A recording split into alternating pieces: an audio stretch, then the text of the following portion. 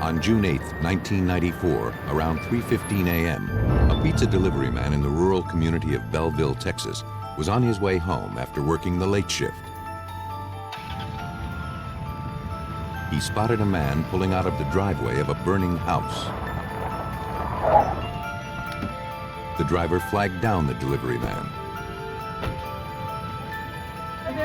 He identified himself as Charles Fitz.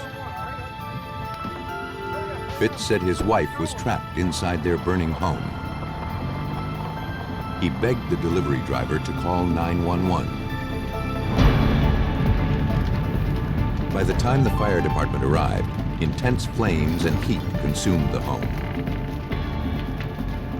As long as the fire burned out of control, firefighters could only battle the blaze from the outside. Inside, chances for Francis Fitz's survival vanished with the rest of the couple's home. Emergency medical technicians arrived to treat Charles Fitz. Disoriented and upset, he blamed the fire on the cheap wiring that ran through their home. With difficulty breathing, Fitz was transported to the hospital for treatment of smoke inhalation.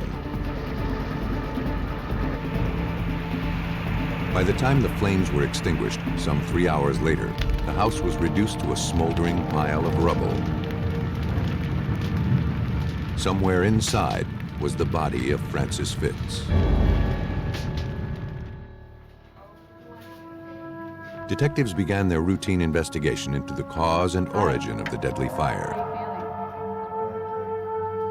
They started with a visit to Charles Fitz, who was recovering in the hospital.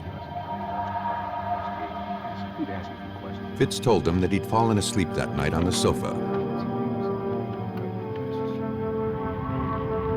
In the early morning hours, he woke up to a house filled with smoke.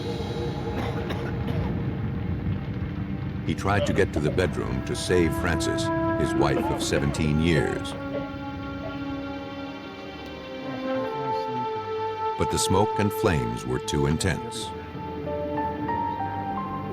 He'd tried repeatedly to get back into the house, breaking several windows in the process. But all of his rescue attempts failed. It was a harrowing account. But to investigators at the Austin County Sheriff's Department, the story was at odds with Fitz's physical condition. Sheriff's Deputy Richard Holloman explains. According to what he was telling us, there should have been, some burn marks on his arms, his face, and should have singed hair, but of which he had none. The next morning, investigators proceeded to the fire scene. Francis Fitz was found in what used to be the couple's bedroom. Her charred remains were transported to the morgue. The medical examiner would later confirm that the cause of death was smoke inhalation. Investigators began processing the burned-out wreckage. Looking to confirm Fitz's story, they searched for signs of faulty wiring. But there was no evidence of an electrical source to the fire. Neither the gas main nor the water heater had malfunctioned. With the obvious accidental causes ruled out, there remained one possibility. The fire had been intentionally set.